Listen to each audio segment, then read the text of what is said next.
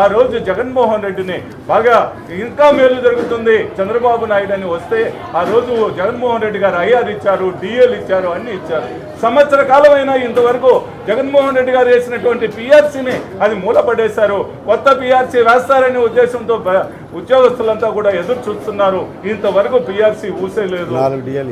డిఏలు కూడా దాదాపు అప్పుడు మన జగన్మోహన్ రెడ్డి గారు 2 డిఏలు వెంటనే ఇస్తే ఇప్పుడు 4 డిఏలు అట్లే పెండింగ్ ఉన్నాయి. ఆ డిఏల కోసం కూడా ఈరోజు ఉద్యోగస్తులంతా కానీ, తర్వాత పెన్షన్దారులు కానీ, తర్వాత పోలీసు వాళ్ళు కానీ అందరూ కూడా ఎదురు చూస్తున్నారు. ఈరోజు మాకు ఎప్పుడెప్పుడు ఇవి డిఏలు తర్వాత పిఆర్సీ వస్తుందా అని ఎదురు చూస్తున్నారు. పాలు ఇచ్చేటటువంటి ఆవును వదులుకొని తన్నేటటువంటి గేదెని తెచ్చుకున్నామనేటటువంటి సామెతతో ఈరోజు ఉద్యోగస్తులు కానీ ప్రజలు కానీ ఉన్నారు. ఎక్కడికి పోయినా, ఏ వీధి లేకపోయినా ప్రజలందరూ కూడా తప్పు చేశాము అనేటటువంటి భావన ప్రతి ఒక్కరికి కూడా కనిపిస్తుంది. ఆ భావన నుంచి బయటపడేదానికి రోజులు దగ్గరకు వచ్చినాయి.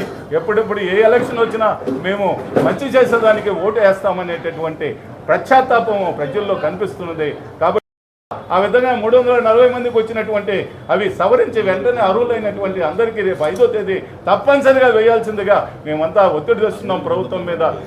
కాబట్టి మీరందరూ కూడా మేలుకొని ఎప్పుడు కూడా మేమంతా కూడా ప్రజల పక్షాన ఉంటాం, ప్రజలతోనే పోరాడుతూ ఉంటాం. ఏ పథకం కూడా అమలు పరిచే వరకు కూడా ముందుంటామని ఈ సందర్భంగా తెలియజేస్తూ సెలవు తీసుకుంటాం.